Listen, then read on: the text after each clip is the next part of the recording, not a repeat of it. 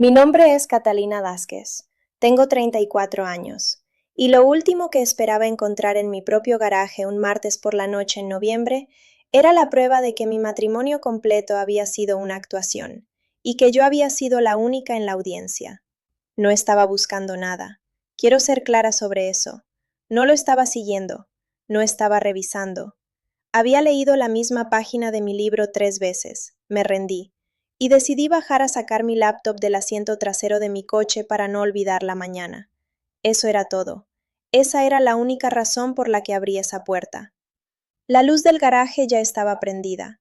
El coche de Marcus estaba ahí. Se suponía que estaba en una cena con clientes. Me había mandado un texto a las 7. Llego tarde, no me esperes despierta. Y no lo hice. Hacía meses en realidad que había dejado de esperarlo despierto. Nunca me lo había admitido a mí misma. ¿Qué es lo que eso significaba? Los vi antes de que mi cerebro procesara lo que estaba viendo. Estaba parado junto a la puerta del lado del conductor de su coche. Ella estaba recargada contra la puerta, la blazer todavía puesta, los brazos sueltos cruzados. Y él tenía la mano derecha levantada hacia su cara, los dedos moviéndose lentamente a lo largo de su mandíbula. En la oscuridad, en mi garaje, en la casa que habíamos comprado juntos hace 3 años. Y la forma en que la estaba mirando. Esa es la parte a la que siempre regreso, no la mano, la mirada. No lo he visto mirarme así en más de un año. No grité, no dije su nombre. Algo animal en mí retrocedió antes de que pudiera tomar una decisión, y me agaché detrás de la parte trasera de mi propio coche, entre el parachoques y la pared, y me quedé ahí. Y las lágrimas vinieron, de la forma en que vienen cuando no puedes hacer ruido, silenciosamente, completamente, ahogándome. Lo vi llevar su mano hacia arriba y presionarla contra su boca. La vi tocarse el pecho una vez. Los vi decir algo que no pude escuchar. Y entonces ella caminó hacia la puerta lateral y se salió. Y Marcus se quedó ahí solo por un momento, mirando a la nada. Y luego se enderezó y se metió el teléfono en el bolsillo y entró a la casa. Me quedé detrás de ese coche durante 4 minutos. Todavía estaba sosteniendo mis llaves. Si alguna vez has estado parada en un lugar donde no se suponía que deberías estar, aprendiendo algo que no podías desaprender, creo que ya sabes lo que viene después. Y si esto ya está sentado en algún lugar de tu pecho, adelante y dale like a este video. Suscríbete para que no te pierdas el resto de esto. Y compártelo con alguien que necesita escuchar que no se está imaginando las cosas. Déjame en los comentarios de dónde estás viendo y qué hora es ahí. Me encanta saber quién está del otro lado de esto. Ahora déjame llevarte al principio. Crecí en San Pedro Garza García, en Monterrey, Nuevo León, en una casa que era estable de la forma en que una fotografía es estable. Todo quieto. Todo compuesto. Mi papá trabajaba turnos largos en una empresa de logística y llegaba a casa cansado de una forma que no dejaba lugar para mucho más. Mi mamá dirigía la casa con una especie de eficiencia tranquila que pasé años admirando y que solo después entendí era supervivencia. Nadie peleaba en nuestra casa, nadie azotaba puertas, nadie decía cosas difíciles. Lo que hacíamos en cambio era mantener la apariencia de una familia funcionando, la superficie de una vida normal, con una precisión que requería esfuerzo constante e invisible. Tengo un hermano mayor, Roberto, que se fue para el servicio militar a los 18 y raramente estuvo presente ni siquiera antes de irse. Creo que irme fue lo más honesto que alguien en esa familia nunca hizo.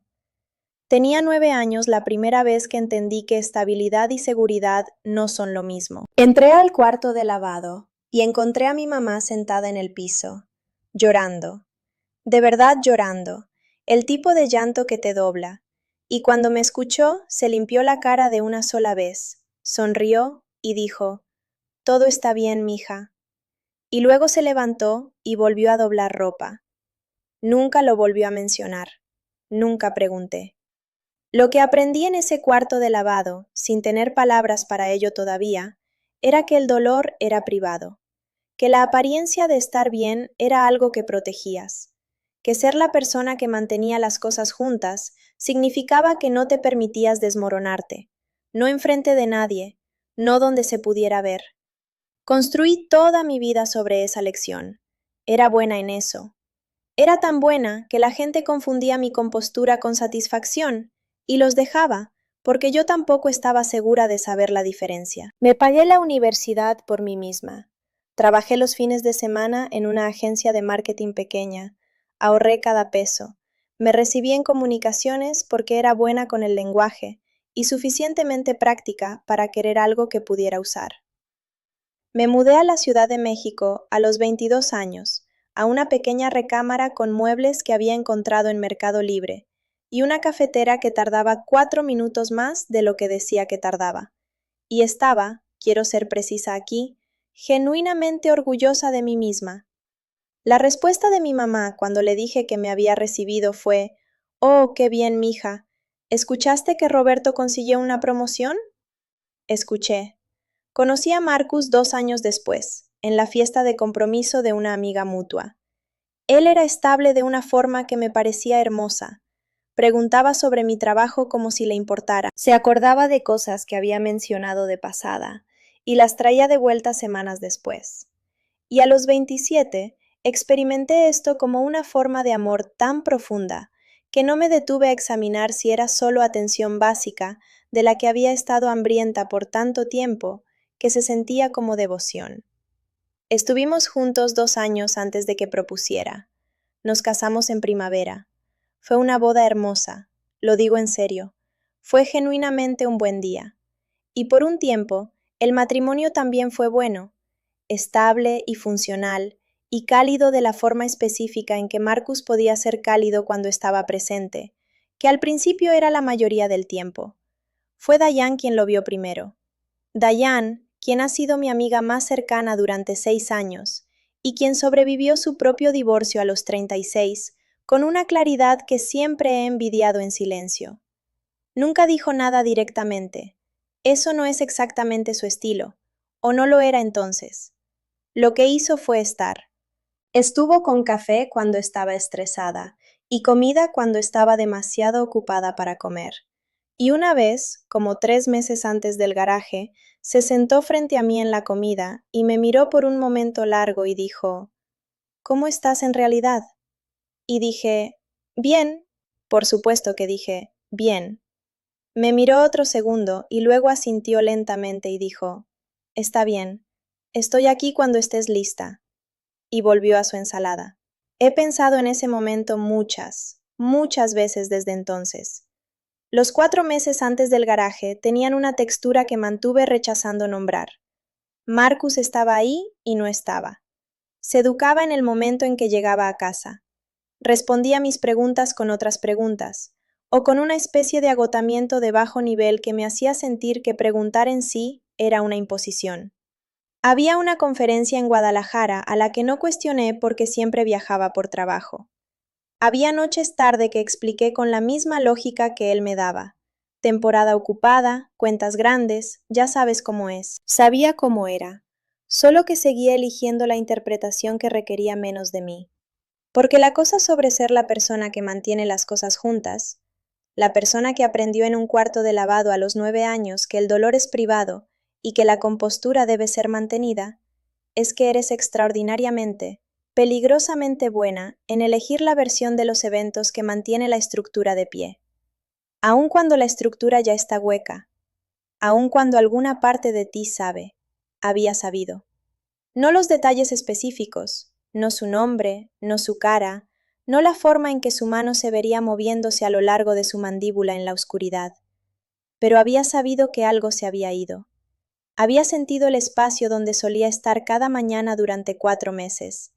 Y me había levantado, he hecho café, y había ido a trabajar y había vuelto a casa, y había estado bien. Y entonces entré a mi garaje a sacar mi laptop, y dejé de poder pretender que no sabía lo que sabía. Entré a la casa 3 minutos después que Marcus. Estaba en la cocina, en la tarja, sacándose un vaso de agua, y me escuchó y se dio vuelta, y su cara hizo lo que había hecho tantas veces esos 4 meses que casi podía mapearlo. La pausa leve, la recalibración, la sonrisa fácil llegando medio segundo demasiado tarde. Oye, pensé que estabas dormida. Iba por mi laptop, dije. Mi voz estaba nivelada, no sé cómo. Mis ojos estaban secos para entonces porque los había secado, de pie en el aire frío del garaje con mi espalda contra mi propio coche, presionando el talón de mi mano contra mi esternón, como si pudiera físicamente mantener todo contenido.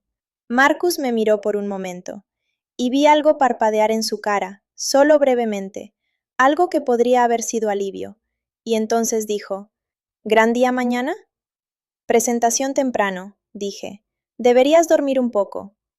Sí, dije. Voy a hacerlo. Me fui a la cama. Llegó 20 minutos después. Estaba de lado, mirando hacia la ventana, y mantuve mi respiración pareja mientras se movía por la habitación y se metía en la cama, y eventualmente se quedaba quieto a mi lado. No dormí, ni cerca. Lo que hice en cambio, durante 6 horas, en la oscuridad, con mi esposo a 4 centímetros de mí, era lo que siempre hago cuando estoy abrumada y no hay nada físico que reorganizar. Reorganicé información. Regresé a través de 4 meses de evidencia que había estado archivando bajo probablemente nada, y la miré diferente. Cada noche tarde, cada ducha inmediata, cada pregunta desviada. La conferencia en Guadalajara, la forma en que había dejado de preguntar sobre mi día, no de repente, sino gradualmente, de la forma en que la marea se va tan lentamente que no notas que la línea del agua se ha movido hasta que estás parada en arena expuesta, preguntándote a dónde se fue el océano. Pensé en la mujer en el garaje, la blazer, la forma en que tocó su pecho, una vez, ligeramente, como si lo hubiera hecho antes y lo haría de nuevo. Pensé en su mano en su cara. Cuando la luz gris comenzó a entrar por las cortinas, había dejado de llorar y había comenzado a pensar. Esos son 2 estados diferentes para mí, y el cambio entre ellos se sintió como algo cerrándose en su lugar. Llamé a Diane a las 7:43 de la mañana, antes de que Marcus despertara. Respondió en el segundo ring. Dije, ¿pasó algo anoche? Ella dijo, voy en camino. Llegó 40 minutos después en joggers grises y una sudadera gastada de la UNAM y chanclas, y no dijo que ya lo sabía. Necesitas entender cuánto eso importó. No dijo, te lo dije, o tenía un presentimiento, o nada que hubiera hecho esto sobre ella teniendo razón. Entró, puso agua para café, se sentó en el piso de mi cocina con la espalda contra los gabinetes, no en la mesa, en el piso, y me miró y esperó. Le conté todo, el garaje, la mano en la cara, los 4 minutos detrás de mi coche. Marcus diciéndome, deberías dormir un poco, como si fuera solo un martes. Diane escuchó sin interrumpir, que es algo que tiene que trabajar activamente, y que me dice, cuando lo hace, que ella sabe que el momento es serio. Cuando terminé, envolvió ambas manos alrededor de su taza y estuvo callada por un momento. Entonces dijo, ¿qué quieres que pase después? Quiero detenerme aquí por un segundo, porque esa pregunta, ¿qué quieres que pase después? Es la pregunta en la que he estado pensando desde entonces. No qué vas a hacerle a él, o quieres que te ayude a empacar sus cosas, o incluso estás bien. ¿Qué quieres que pase después? Porque puso la dirección de vuelta en mis manos antes de que ni siquiera tuviera la oportunidad de darme cuenta de que la había soltado. ¿Alguna vez has estado en un momento como ese, donde alguien que amas acaba de hacer algo que reescribe todo lo que pensabas que era verdad? Y la parte más difícil no es la rabia, es el duelo. Porque la rabia es limpia, la rabia es fácil casi. Es el duelo el que te deshace. El duelo por la versión de las cosas en la que creías. Déjame eso en los comentarios. Leo cada uno, y lo digo en serio. Intenté decir, quiero que no sea verdad. Ese fue mi primer intento de respuesta. Pero cuando abrí la boca, lo que salió en cambio fue, quiero dejar de pretender que no sé las cosas que sé. Diane me miró por un momento largo. Entonces dijo, está bien, entonces ¿qué sabes? Esa tarde, mientras Marcus estaba en el trabajo, mientras presumiblemente estaba yendo sobre su día de la forma en que las personas que creen que no han sido atrapadas van sobre sus días, Llamé a un abogado de derecho familiar. Dayan me dio el nombre, Karen Solís, alguien que una colega suya había usado 2 años antes. Me senté en mi coche en el estacionamiento de una farmacia y llamé al número e hice una cita para el día siguiente. Quiero ser específica sobre lo que sentí en ese momento, porque me sorprende incluso ahora. No era rabia, no era la energía virtuosa de alguien que ha sido traicionada y está lista para pelear. Era algo más tranquilo y extraño que eso. Se sintió como si hubiera estado sosteniendo una puerta cerrada contra algo durante un tiempo muy largo, presionando todo mi cuerpo contra ella, y finalmente acababa de hacerme a un lado. La puerta se abrió. Y lo que vino a través no fue un desastre, fue un plan. Pasé los siguientes 11 días viviendo dentro de la misma casa que Marcus, y diciendo casi nada sobre lo que sabía.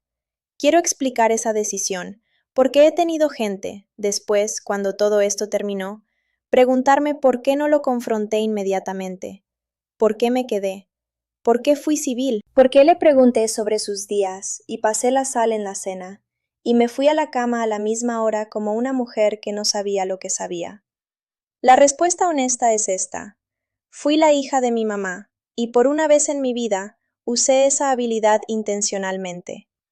La compostura que había pasado 34 años construyendo como una forma de esconder el dolor, la convertí en una herramienta, no para evitar la verdad, para proteger el tiempo que necesitaba para entenderla completamente antes de actuar sobre ella. Mi reunión con Karen Solís duró 90 minutos. Era precisa y directa, y me hablaba como a una adulta que podía manejar información, lo cual encontré tan inesperadamente aliviador que tuve que mirar por su ventana por un momento para compostura. Me explicó cómo se veía nuestra situación financiera en el papel, cuáles eran mis derechos respecto a la casa, y qué tipos de documentación tienden a importar cuando un matrimonio termina bajo estas circunstancias. Volví a casa y revisé nuestras cuentas conjuntas. Lo que encontré ahí no era lo que esperaba. O más bien, confirmó algo que no me había permitido a mí misma formar completamente como un pensamiento. Había patrones en el gasto durante los últimos 8 meses que no coincidían con ninguna historia que Marcus me hubiera contado. Cantidades pequeñas, en su mayoría. El tipo de cosa que no verías si no estuvieras buscando. Restaurantes que no conocía. Un cargo de hotel en una ciudad que había reclamado era un viaje de un día. Cargos de suscripción para cosas que no tenían presencia en nuestra casa. Me senté en la mesa de la cocina con mi laptop durante 2 horas y documenté todo. Calmadamente. De la forma en que organizo una presentación. Columna por columna. También hice algo de lo que ni estoy orgullosa ni avergonzada. Busqué en el LinkedIn de trabajo de la firma de Marcus y fui a través de las fotos de empleados hasta que la reconocí. Trina Hollis, gerenta de cuentas junior. 29 años, según una biografía profesional que encontré. Tenía el tipo de cara que fotografía bien, ojos rápidos, postura deliberada, el movimiento hacia adelante de alguien que va a algún lugar y lo sabe. No sentí rabia cuando encontré su perfil. Sentí algo más como reconocimiento. No de ella específicamente, nunca la había visto antes del garaje, sino de la situación, de la geometría específica de ello. Un hombre que necesitaba sentirse elegido, una mujer que no hacía preguntas sobre su anillo, una esposa en casa reorganizando gabinetes de cocina y llamándolo bien. En la noche número 12, puse la mesa para cenar de la forma en que siempre lo hacía. Marcus llegó a su hora usual. Se sirvió una copa de vino y preguntó sobre mi día y le dije que estaba bien. Nos sentamos. Y entonces extendí la mano detrás de mí hacia la encimera donde la había dejado, y deslicé la carpeta de Manila a través de la mesa hacia él. Me miró. Luego me miró a mí, y por primera vez en 11 días vi la actuación parar. No la abrió de inmediato. Solo la miró sentada ahí en la mesa entre nosotros. Esta carpeta ordinaria de Manila, del tipo que compras en un paquete de 25. Y vi algo moverse a través de su cara que no había visto en mucho tiempo. No culpa exactamente. Algo más como el pavor específico de una persona que ha estado esperando a que una puerta se abriera y finalmente ha escuchado el pomo girar. Dije, Estaba en el garaje la noche que llegaste de la cena de clientes.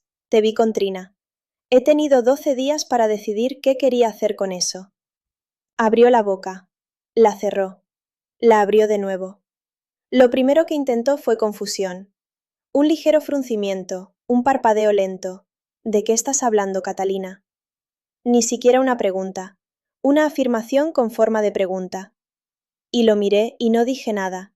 Y lo vi entender que no iba a funcionar. Y entonces lo vi intentar la siguiente versión. No es lo que piensas. Todavía no dije nada. Catalina. Su voz cambió, más suave. La versión de su voz que usaba cuando quería que me acercara. Iba a terminarlo. Necesitas saber eso.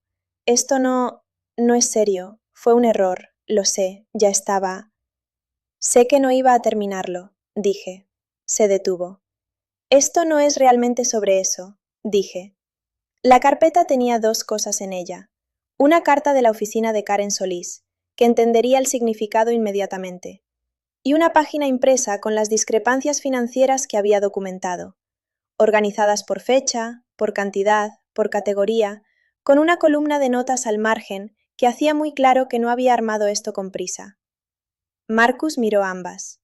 Las miró durante un tiempo largo, y entonces las puso y me miró y dijo, «Y esta es la parte que he repasado más que cualquier otra cosa», dijo. «¿Cuánto tiempo lleva esto planeando?» «Desde la mañana después del garaje», dije.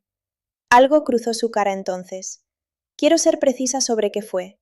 No era rabia, ni siquiera era exactamente vergüenza. Era algo más cercano a la admiración particular de una persona que ha subestimado a alguien que pensó que conocía completamente, y que solo ahora está recalibrando todo lo que eso significa.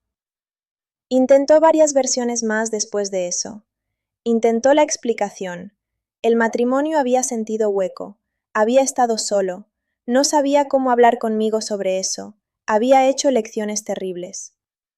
Intentó la apelación. Podemos arreglarlo, Catalina. Construimos algo real, la gente pasa por esto. Intentó, brevemente, lo que solo puedo describir como la negociación.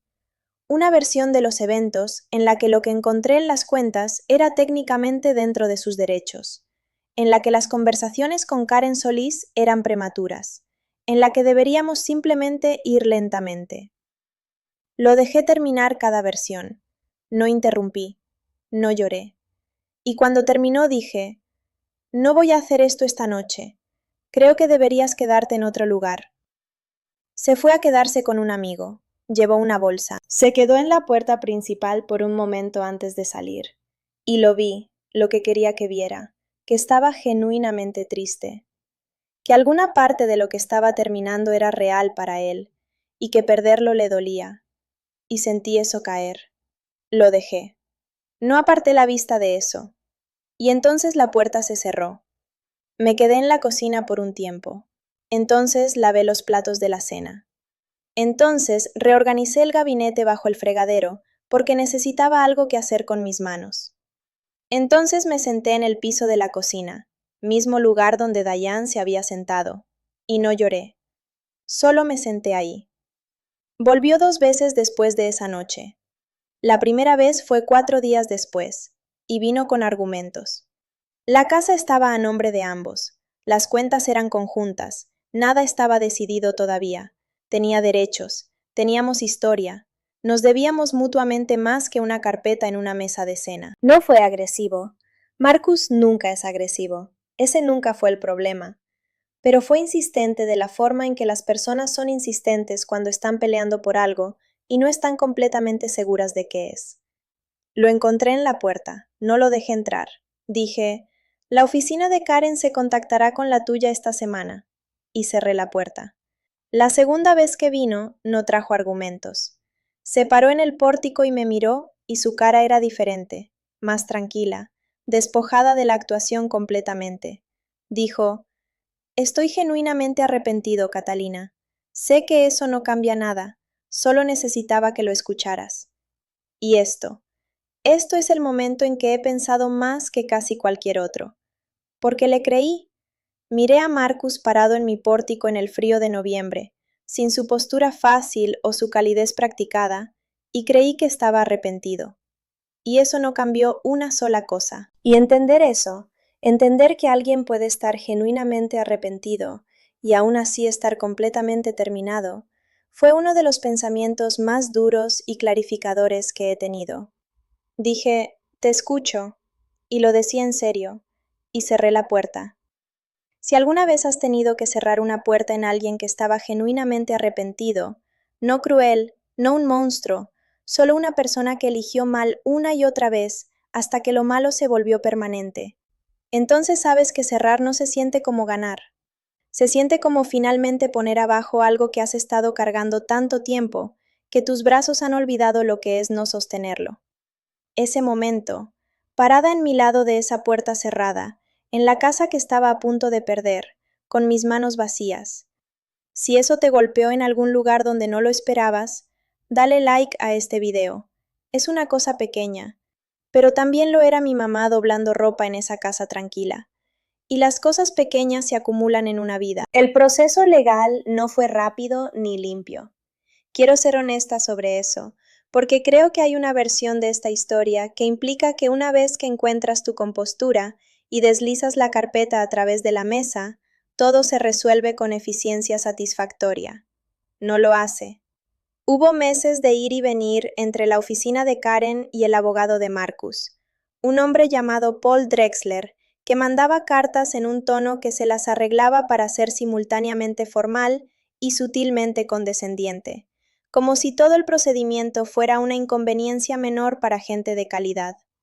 Hubo una sesión de mediación para la que había preparado cuidadosamente y que Marcus usó, en parte, como una oportunidad para presentar los fracasos del matrimonio como un libro mayor compartido, para listar las formas en que yo había estado distante, preocupada, no presente lo suficiente, como si éstas fueran defensas en lugar de un retrato mutuo de dos personas que habían dejado de decirse la verdad. Fuimos a un restaurante de comida corrida 3 cuadras más allá, y ordenamos desayuno a las 2 de la tarde, y me comí todo, que menciono porque no había estado comiendo apropiadamente durante semanas, y Diane se dio cuenta y no comentó sobre ello directamente. Solo mantuvo poniendo comida enfrente de mí y hablando sobre otras cosas. Sus hijos, un proyecto en el trabajo, un libro que había comenzado y abandonado, hasta que me comí todo en mi plato sin darme cuenta de que lo estaba haciendo. Eso también es una forma de amor. Me mudé a mi apartamento un jueves en febrero. Segundo piso, 2 recámaras. Una para dormir, una que inicialmente me dije a mí misma sería una oficina en casa y que se ha convertido principalmente en el cuarto donde guardo las cosas sobre las que no he decidido todavía. Una cocina más pequeña que la casa, sin garaje. Una vista a un estacionamiento y más allá, una franja de árboles a los que me he apegado inesperadamente. La primera noche, desempaqué mi cocina primero. Por supuesto que lo hice. Organicé los gabinetes de la forma en que quería, no de la forma en que Marcus prefería, no el arreglo de compromiso en el que habíamos llegado durante 6 años, solo de la forma que tenía sentido para mí. Especias alfabéticas, tazas en la izquierda, la olla buena donde pueda alcanzarla sin mover nada más. Me paré atrás y la miré, y sentí algo que no había sentido en tanto tiempo que casi no lo reconocí. Me sentí como yo misma. La cosa sobre las consecuencias es que no tienes que construirlas. Aprendí esto lentamente, durante los meses que siguieron, porque hay una parte de ti, la parte que se agachó detrás de un coche en la oscuridad y se ahogó en lágrimas, y pasó 12 días construyendo tranquilamente un caso, que quiere ser la que hace que las cosas pasen, quien tira la palanca, quien asegura que las personas que actuaron sin consecuencia finalmente sientan el peso de una. Pero no hice nada. Me mudé a mi apartamento, volví al trabajo, reorganicé mi cocina y aprendí los sonidos que mi nuevo edificio hacía en la noche, y comencé a dormir, de verdad dormir, por primera vez en meses. Y las consecuencias vinieron de todas formas. Fue Diane quien me mantuvo informada, no porque estuviera vigilando a nadie, sino porque existía en la misma ciudad profesional que Marcus, y escuchaba cosas de la forma en que escuchas cosas cuando eres perspicaz y la gente te confía.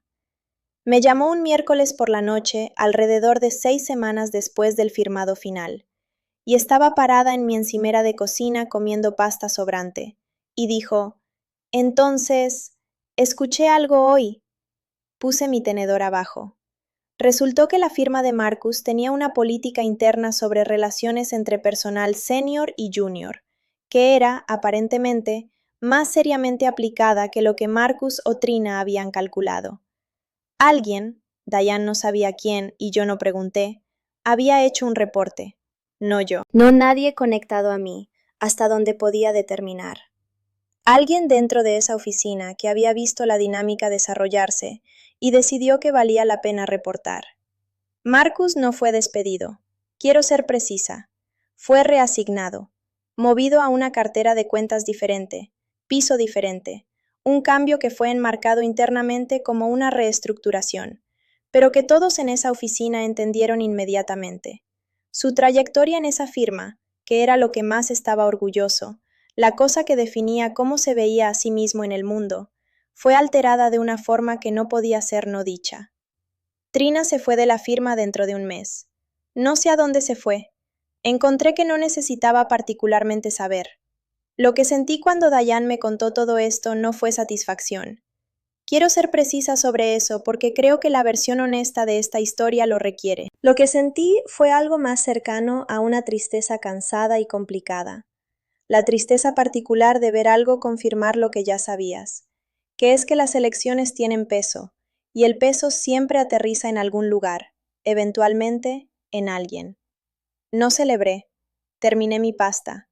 Hablé con Diane sobre otras cosas durante otros 20 minutos. La obra de teatro de la escuela de su hija, el compromiso de una conocida mutua, y entonces nos despedimos. La gente que regresó no regresó toda de una sola vez, y no regresó limpiamente. Mi mamá llamó en marzo.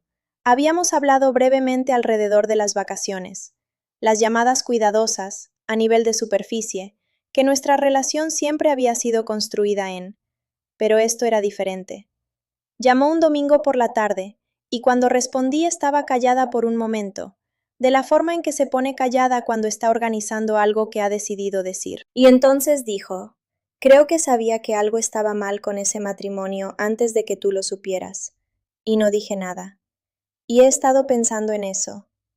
Me senté con eso por un momento. Entonces dije, ¿por qué no dijiste nada? Otra pausa.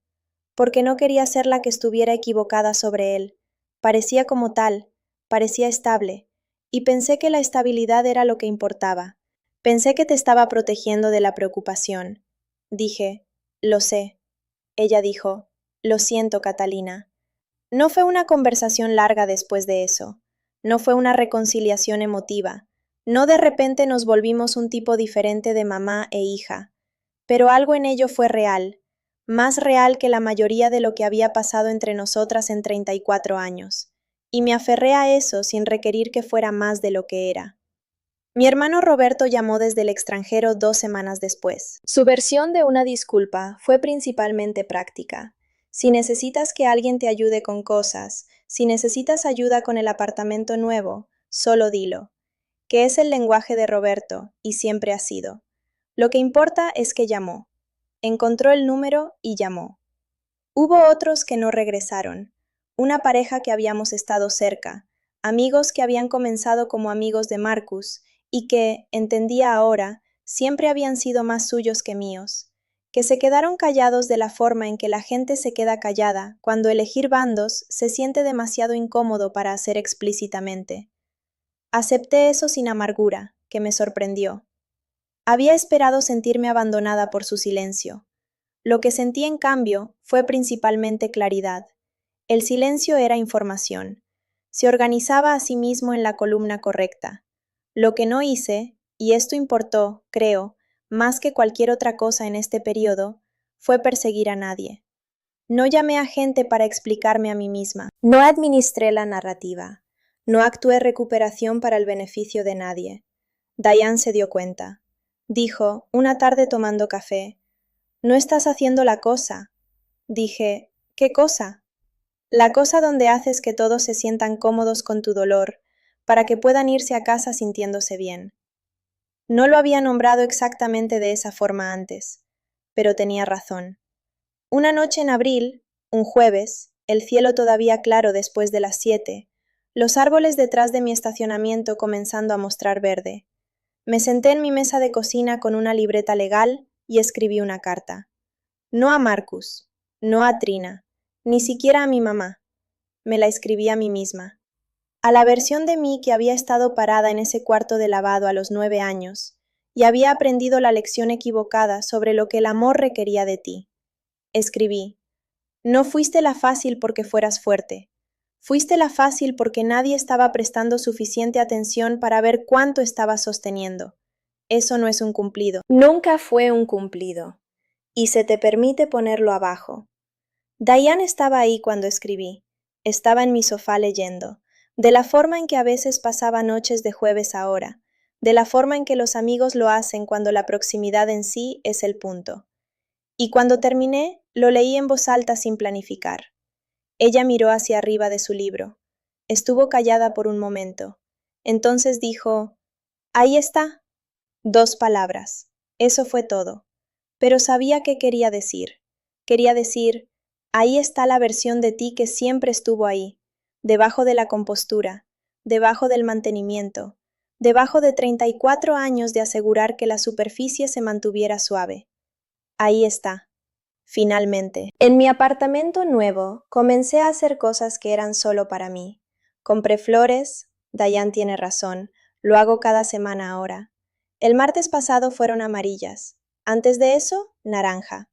Me he dado cuenta de que tengo un color favorito para cada estación, que nunca había permitido que importara lo suficiente como para comprar flores deliberadamente. Hago café en la máquina que quería, no en la que Marcus pensaba que era práctica. Voy a la cama cuando estoy cansada, en lugar de cuando él está listo. Veo películas que a él no le hubieran gustado, documentales, historias lentamente contadas que requieren paciencia. Planeo viajes a lugares que no tienen nada que ver con lo que él hubiera querido. Paso un sábado reorganizando un gabinete.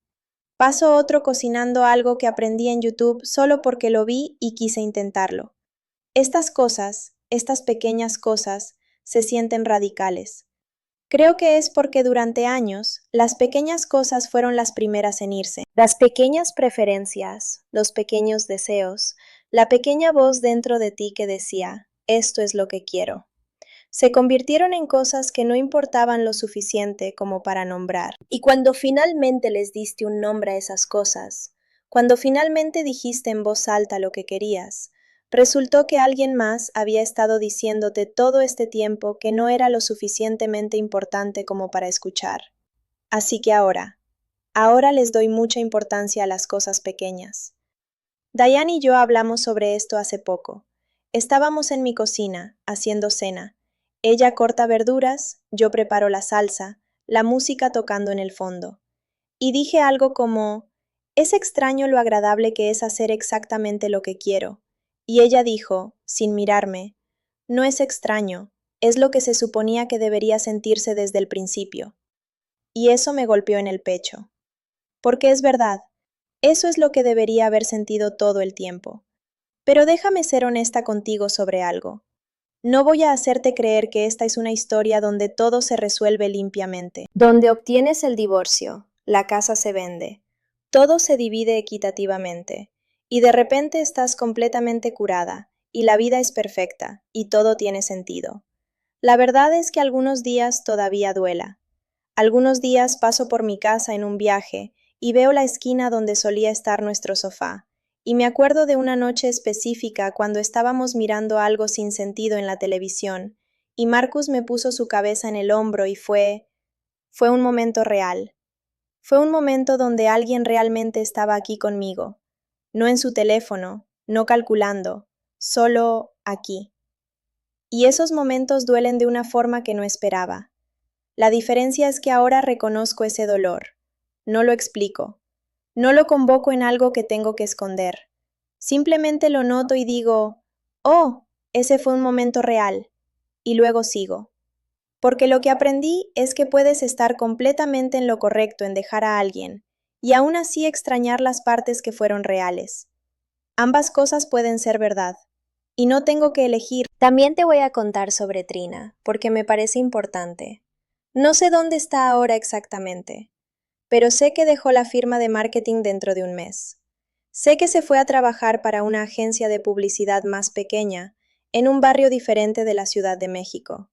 Y luego, unos cuantos meses después de eso, un amigo en común mencionó casualmente que la había visto en una oficina en Querétaro. Lo que sucedió con Marcus y Trina es que la cosa que los unía, el secreto, la emoción, la sensación de ser vistos, todo eso se evaporó en el momento en que ya no fue secreto. Sin la transgresión, sin la adrenalina, sin la sensación de estar ganando contra alguien más, simplemente no había nada ahí. Intentaron mantenerlo durante un par de meses, pero él trabajaba en un piso diferente, ella estaba siendo cortada de las reuniones clave, y él estaba ocupado reorganizando su vida divorciada, y ella estaba buscando a alguien que pudiera ofrecerle más que puro drama. Se terminó de la forma más mundana. Un día, ella fue a su oficina a la hora del almuerzo, y simplemente dijo que esto no iba a funcionar. Y él, según lo que escuché después, estuvo sorprendentemente aceptable sobre todo, porque para ese entonces ya había entendido lo que yo había entendido hacía meses, que ninguno de nosotros fue lo que el otro necesitaba, que fue más fácil construir una historia sobre lo que podría ser que simplemente estar presentes en lo que era. Y ese es el regalo extraño que puedo dar. Cuando lo vi en el pórtico ese día en noviembre, genuinamente arrepentido, genuinamente viendo que me había perdido completamente, eso fue el momento en que finalmente se vio a sí mismo. Y el que te ve a ti de esa forma, el que entiende lo que ha perdido, ese es el hombre que será incapaz de construir una verdadera relación durante un tiempo muy largo. No es venganza, pero es consecuencia. Y las consecuencias, resulta, no tienen que ser construidas. Solo tienes que quedarte fuera del camino y dejarlas venir. Tengo 34 años. Vivo en un apartamento con una vista a un estacionamiento y una franja de árboles a los que me he vuelto irrazonablemente apegada. Mis gabinetes de cocina están organizados exactamente de la forma en que quiero. Compré flores el martes pasado, no por una razón, no para nadie, solo porque pasé por ellas en el mercado y eran amarillas, y era un martes y las quería. Están en mi encimera en este momento. Pienso en Marcus a veces, no con nostalgia, pero con el sentimiento específico y complicado que tienes por alguien que fue genuinamente real para ti, que te hirió genuinamente, quien tampoco fue genuinamente un monstruo, solo una persona que dejó de elegirme y nunca lo dijo. Pienso en la expresión en su cara la noche en que deslicé la carpeta a través de la mesa, ese breve recalibrador asombro, y entiendo ahora que lo que estaba viendo no era en quien me había convertido, era en quien siempre había sido, solo que no había estado prestando atención. Pienso en mi mamá en el cuarto de lavado, pienso en su sonrisa. Todo está bien, mija, y siento algo por ella ahora que no podía sentir cuando tenía 9 años, o 24, o incluso 33. Siento duelo por ella, por la versión de ella que aprendió la misma lección que aprendí yo, de alguien antes que yo, en algún cuarto que nunca voy a ver. No soy ella. Eso no es un juicio. Solo es un hecho que me tomó 34 años y una noche de noviembre en un garaje entender. Pero ahora entiendo algo más también. Entiendo que ella hizo lo mejor que pudo con lo que le habían enseñado. Que la lección que me pasó no fue porque fuera cruel, fue porque fue lo único que sabía. Y que el acto más revolucionario que puedo hacer es romper eso. No con rabia, simplemente negándome a pasar esto a la próxima persona que ame. Porque aquí está lo que nadie te dice sobre descubrir que tu matrimonio fue una mentira. No es el descubrimiento lo que te libera, es lo que haces después. Yo no corrí, no tuiteé sobre ello, no publiqué una narrativa de recuperación hermosa en Instagram. No gasté mi energía tratando de convencer a la gente de que estaba bien, o que era fuerte, o que lo había ganado. Lo que hice fue algo mucho más tranquilo. Me quedé quieta. Me senté con la verdad. Escuché a la gente que me amaba. Hablé con un terapeuta durante 6 meses. Fue incómodo y poco glamoroso, y en algunos momentos me quería ir y nunca volver. Pero volví cada semana. Pasé tiempo sola, no en el tipo de encontrar a ti misma de forma performativa, solo tiempo donde no hablé con nadie excepto cuando necesitaba, donde leí libros que me confundieron, donde cocina comida para mí sin pensar en cómo se vería en Instagram. Pude estar furiosa, realmente furiosa, el tipo de rabia que sale de tu boca como veneno y que no tienes que controlar o justificar. Lloré en el piso de mi baño, grité en mi coche con las ventanas subidas, escribí cosas sobre Marcus que nunca iba a mostrar a nadie, porque necesitaba que saliera de mí de alguna forma. Y luego, lentamente, sin darme cuenta completamente de que estaba sucediendo, dejé de estar furiosa. No perdoné. Déjame ser clara sobre eso. Perdonar es algo que haces cuando la otra persona reconoce el daño que causó. Marcus nunca lo hizo realmente.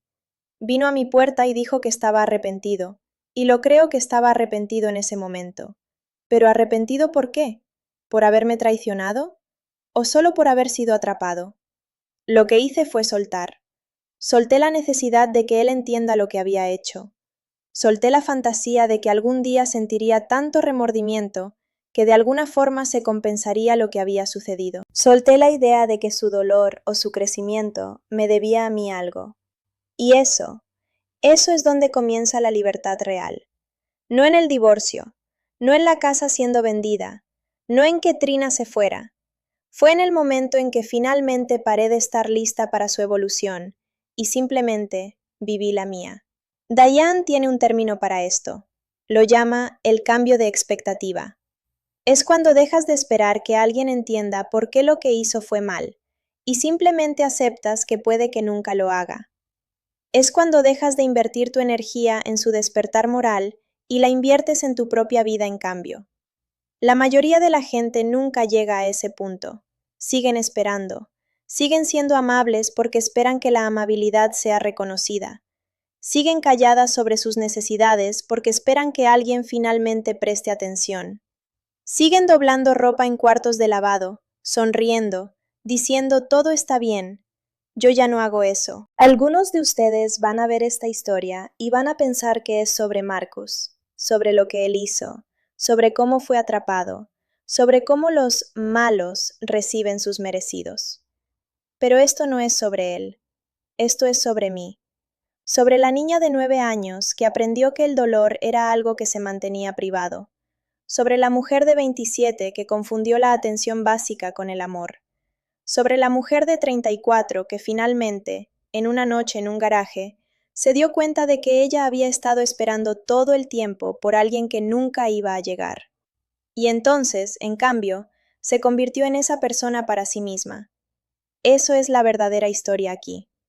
Si has estado alguna vez en una situación donde sabías algo, en tu pecho, en tus huesos, en la forma en que tu cuerpo quería huir, pero alguien en tu vida estaba diciéndote que no, que estabas imaginándotelo, que debía estar agradecida, que debería dejar de hacer un drama, quiero que sepas que no estabas imaginándotelo. Tu cuerpo sabía, tu instinto sabía, y el hecho de que no confiaras en eso, el hecho de que permitiste que alguien más reguiriteara tu realidad, eso no es tu culpa.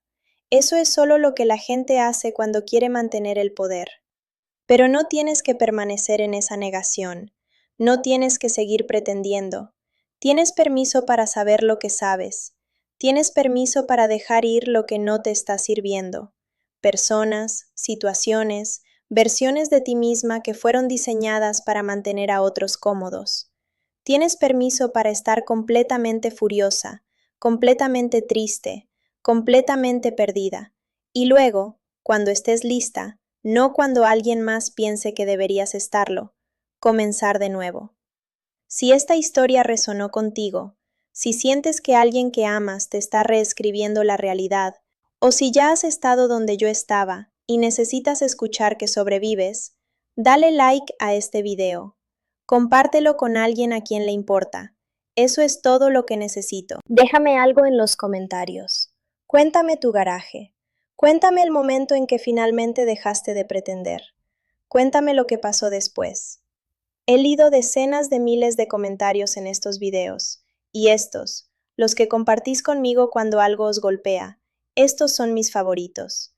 Estos son las historias que me recuerdan por qué hago esto. Porque la verdad es que no estamos solos en esto. Cada uno de ustedes que está viendo ha tenido un momento donde supo algo y fingió no saberlo. Donde se quedó callado cuando debería haber gritado. Donde dijo que estaba bien cuando estaba destrozado. Y el acto radical, el acto que realmente cambia las cosas, no es el grito, es el silencio que rompes después. 6 meses después de mudarme a mi apartamento, mi madre vino a visitarme desde Monterrey. Fue la primera vez que me visitaba desde la separación. Entramos al departamento y ella miró alrededor, los libros en los estantes que elegí, las flores en la mesa, los gabinetes organizados exactamente de la forma en que quería, y se quedó callada. Luego dijo, «Parece tu casa», y dije, «Lo es». Ella asintió. Y luego, sin que nadie lo pidiera, comenzó a ayudarme a preparar la comida. Trabajamos en la cocina juntas, ella cortando verduras, yo preparando la salsa, y fue silencioso pero no incómodo. Fue como, fue como si ambas estuviéramos haciendo el trabajo de saber cómo estar juntas sin toda la actuación alrededor de ello. Mientras comíamos, ella dijo algo que no esperaba. Dijo, «Cuando eras pequeña, después de ese día en el cuarto de lavado cuando me viste llorar, me pasé años preguntándome si me habías visto realmente, si sabías que estaba sufriendo. Y yo quería decirte que no estaba sola, pero no sabía cómo hacerlo sin quitarte la infancia que todavía tenías». Yo no dije nada, solo la escuché. Así que hice lo que pensé que era correcto. Mantuve mi dolor privado. Y pasé eso a ti. Y he estado con culpa de eso durante años, Catalina. Desde el día que te vi doblando ropa en ese cuarto de lavado, viendo cómo aprendías a hacer exactamente lo que yo hacía, y supe que te estaba enseñando la cosa equivocada. Ella puso su tenedor abajo. Pero mirándote ahora, viendo cómo vives, lo que elegiste, la forma en que paraste el ciclo, creo que tal vez, de todas formas, salió algo bien de toda esa oscuridad. Y ese es el momento que me mantiene. No el garaje, no el divorcio, no la carpeta en la mesa. Es el momento donde mi mamá finalmente dijo en voz alta lo que ambas habíamos sabido durante 34 años. Y yo escuché, y no desapareció el dolor, pero se transformó en algo diferente. Se transformó en conexión, en honestidad, en una forma diferente de amar. Mi nombre es Catalina Vázquez, tengo 34 años, y finalmente sé lo que se siente estar exactamente donde se suponía que debería estar. No me malinterpretes, esto no significa que todo esté resuelto. Significa que ya no estoy esperando que alguien más resuelva las cosas por mí. Significa que he aceptado que algunas personas no van a entender, que algunos días van a doler, que la vida no se resuelve en una conclusión satisfactoria donde todos aprender una lección. Significa que estoy viviendo de todos modos. Estoy viviendo en un apartamento que elegí. Estoy haciendo café en la máquina que quería. Estoy diciendo no a cosas que no quiero hacer. Estoy diciendo sí a las cosas que me aterrorizan y me excitan al mismo tiempo. Estoy aprendiendo que la felicidad no es un destino que alcanzas cuando todo está resuelto. Es un acto que repites cada mañana cuando decides que vales la pena el esfuerzo. Antes de que te vayas, quiero pedirte algo. Si hay alguien en tu vida que está dudando de lo que ya sabe, alguien que está cuestionando si está imaginando las cosas, si debería estar agradecido por menos, si el problema es que es demasiado exigente o demasiado sensible, sé testigo de ellos. No arregles, no expliques, solo mira y di, veo lo que ves, creo lo que sabes. Ese acto simple, ser un testigo, es revolucionario, porque la verdad es que la mayoría de nosotros estamos solos en nuestros garajes. Estamos en la oscuridad viendo algo que no podemos no ver, y estamos desesperados por alguien que simplemente diga, sí, eso es lo que es, yo también veo eso, y luego se queden con nosotros mientras descubrimos qué hacer después. Si esto es lo que necesitabas escuchar hoy, si te golpeó en un lugar que no esperabas, dale like a este video. Suscríbete para que no te pierdas el siguiente. Comparte esto con alguien en un garaje oscuro, alguien que necesita permiso para saber lo que ya sabe. Y déjame algo en los comentarios.